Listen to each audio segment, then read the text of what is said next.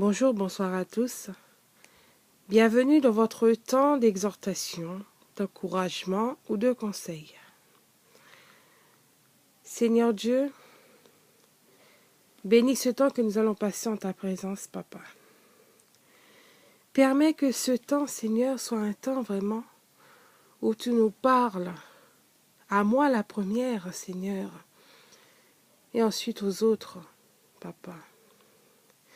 Permets que ces paroles, Seigneur, soient accueillies avec beaucoup de douceur, beaucoup d'humilité, beaucoup de sagesse, Papa.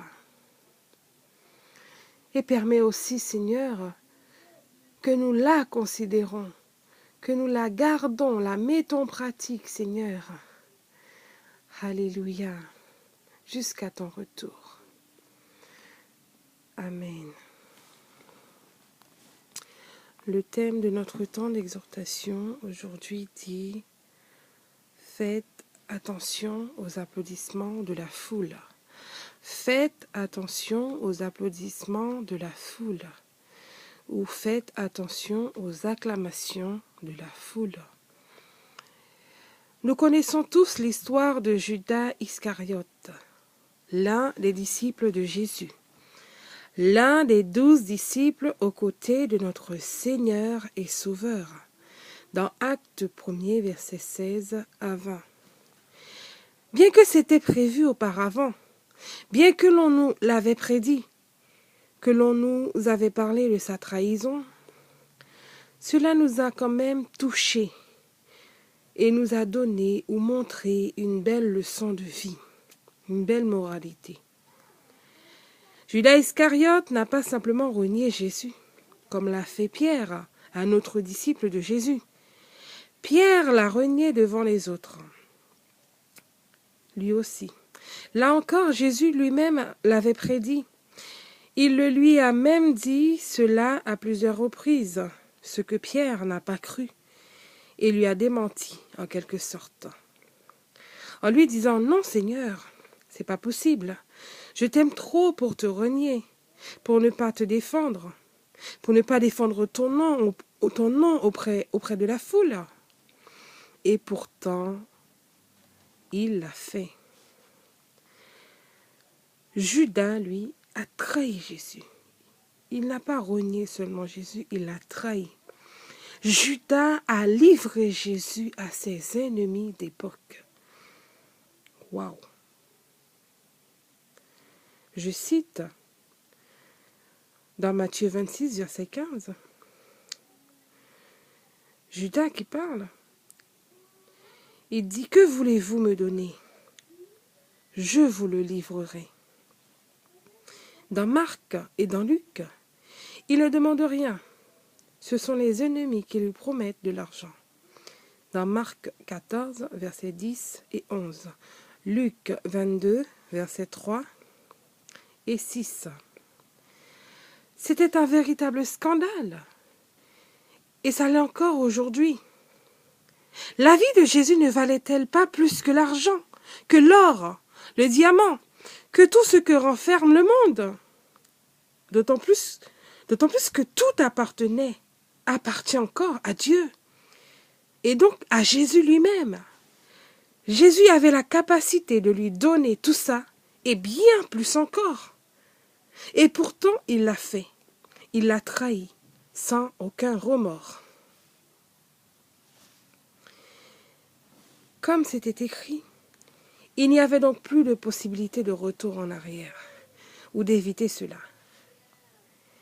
Lui qui était si proche de Jésus, lui qui a mangé avec lui, dormi, lui qui a fait les 400 coups, comme on dit, avec lui, il l'a trahi. Il l'a livré aux ennemis de Jésus pour qu'on le tue. Imaginez.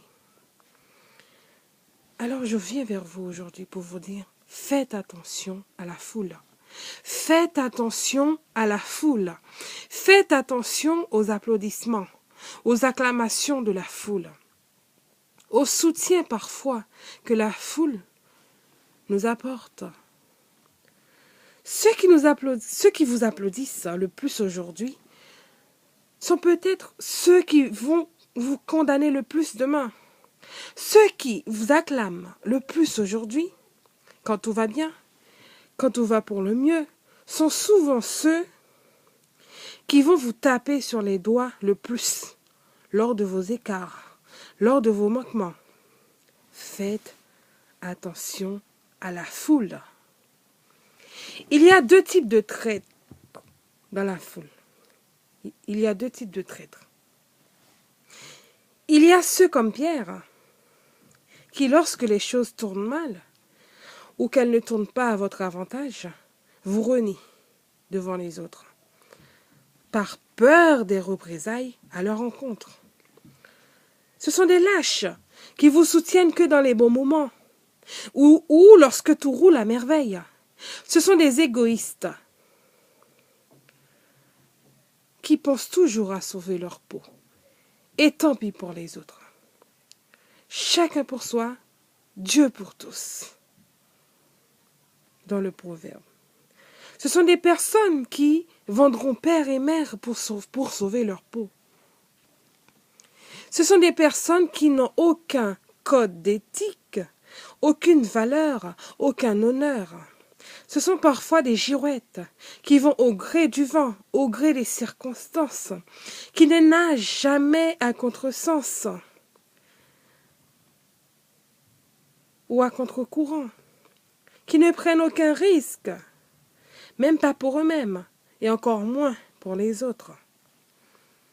Mais, écoutez, mais qui vous soutiennent quand même, qui sont là avec vous, qui ne pensent pas vraiment vous trahir, mais vous trahissent tout de même malgré eux.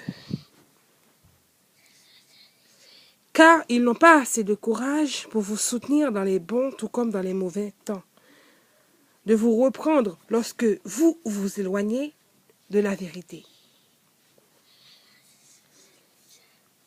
Il y a ceux comme Judas Iscariote. Ceux-là sont ceux qu'il faut se méfier le plus. En général, ce sont des ennemis déguisés en amis. Ils n'ont jamais été vos amis. Ils ont toujours fait semblant d'être avec vous, de vous apprécier. Et lorsque le moment est venu pour vous achever, ils le font sans aucun scrupule, sans remords. Ils sautent sur toute occasion possible pour vous mettre par terre. Ils se réjouissent de vos malheurs et parfois ne le cachent pas. C'est aussi ceux qui vont inciter, pousser le reste de la foule à en finir avec vous, qui vont exagérer les choses le plus possible, de façon à ce qu'il n'y ait plus de possibilité pour vous en retour. Ils n'ont pas besoin de raisons valables, pour se retourner contre vous. Chacun de vos écarts est une occasion, une opportunité pour vous écraser et tourner les choses à leur avantage. Amen. Parfois, ils vous envient en silence. Ils ne rêvent que d'une chose, prendre votre place ou vous remplacer, et même vous faire disparaître de la surface de la terre. Voilà. Je vous rassure, hein, tout le monde peut trahir, hein, ça c'est clair et net. Hein. On est des êtres humains et on n'est pas parfait, on n'est pas infaillible, comme dit le mot infaillible, que seul Dieu est infaillible. C'est ça en fait, cela veut dire que tout le monde peut se tromper, tout le monde peut être dans l'erreur, tout le monde peut commettre des écarts, tout le monde peut trahir. Seul Dieu ne peut pas trahir. Je vous rassure, tout le monde peut trahir, ça c'est clair et net. Il suffit juste de laisser le malin gagner du terrain en nous et dans nos vies. Il suffit de se laisser aller à toute mauvaise pensée. Mais la trahison, tout comme faire le bien ou le mal, c'est un choix. Être honnête, vrai, ou se décider d'être sincère avec les autres, c'est un choix. Personne ne nous force à trahir. Et personne aussi ne nous empêche d'être honnêtes, d'être des personnes authentiques. Et c'est possible, malgré tout, c'est possible. Autre chose maintenant. Autre chose. Faites attention aussi à vous, à votre attitude face aux applaudissements, aux compliments, aux acclamations, aux félicitations de la foule. Faites attention à vous aussi, surtout, à votre attitude face aux applaudissements, aux compliments, aux acclamations, aux félicitations de la foule.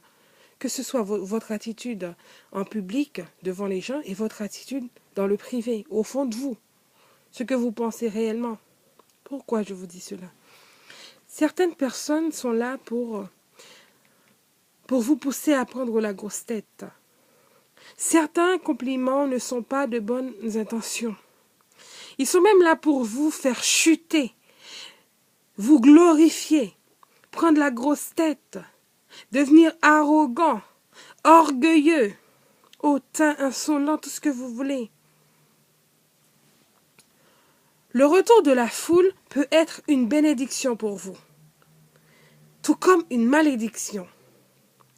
Il peut être constructif ou destructif, selon la manière que la foule vous le donne et la manière que vous aussi le recevez. Ne laissez personne vous glorifier, car toute la gloire, l'honneur, la magnificence, tout le mérite appartient à Dieu. Prenez toujours toute chose comme une force et un encouragement pour la suite, pour continuer. Seul Dieu peut vous glorifier ou vous couvrir de sa gloire, car vous êtes son enfant, vous êtes ses enfants. Tu es son enfant. Seul lui peut te couvrir de sa gloire. Certaines personnes vont vous cerner et essayer de vous avoir dans cette faiblesse qu'est la reconnaissance, la renommée, une bonne réputation, la popularité, l'appréciation. Alléluia. Cela peut même tomber dans l'idolâtrie. Ne cédez pas, car votre gloire sera 1000 fois plus grande dans le ciel. Et c'est Dieu qui récompense chacun selon ses œuvres. Ce n'est pas l'homme. C'est Dieu qui récompense chacun selon ses œuvres. Ce n'est pas l'homme. Amen. Oh, merci Seigneur. Alors que Dieu place de bonnes personnes autour de vous. Les personnes qui vous entourent ou qui vont vous entourer lors de votre marche avec le Seigneur, et même dans votre vie, humainement parlant aussi, sont très importantes. Ce ne seront pas des personnes parfaites. Loin de là. Mais ce seront de vraies personnes, de vrais soutiens, de vrais amis, des personnes authentiques. Que Dieu vous entoure, nous entoure tous, tout au long de notre marche avec lui. Amen. Je vais vous lire un texte qui parlait de ça justement, un court texte qui vient appuyer ses propos. L'humanité, dans sa grande majorité, ne cesse de nous souhaiter tout le bonheur, toutes les réussites du monde, tous les jours de nos vies. Et pourtant, elle n'est pas si sincère qu'elle le prétend. Et parfois même, elle espère en réalité notre malheur, notre défaite. Elle attend notre chute. Tout cela en silence. Gloire soit rendue à Dieu, qui lui proclame réellement de véritables paroles de bénédiction sur nos vies. Et gloire lui soit rendue encore plus, car lui seul nous permet vraiment de réussir. Lui seul a la véritable clé du succès ou de la réussite. Alors, si Dieu dit que nous réussirons, c'est que nous allons vraiment réussir. Il fera tout pour cela. Il mettra tout à notre disposition ou à notre portée pour cela. Et le jour où notre réussite sera là, il sera en première loge ce jour-là. Il ne ratera pas ce moment pour rien au monde. Et il sera heureux vraiment pour nous, avec nous. Alors, je m'attends à toi, Seigneur. Nous allons le dire. Je m'attends à toi, Seigneur. Je m'attends à toi dans tout ce que j'entreprendrai dans ma vie. Tu es le seul en qui j'ai une pleine confiance. Tu es aussi toute mon espérance, tout mon appui, tout mon soutien. Et je sais que tu ne me décevras jamais.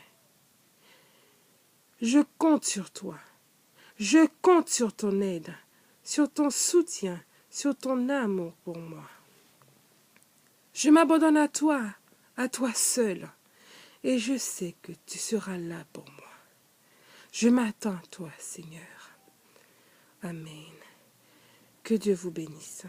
C'était votre sœur Emmanuela.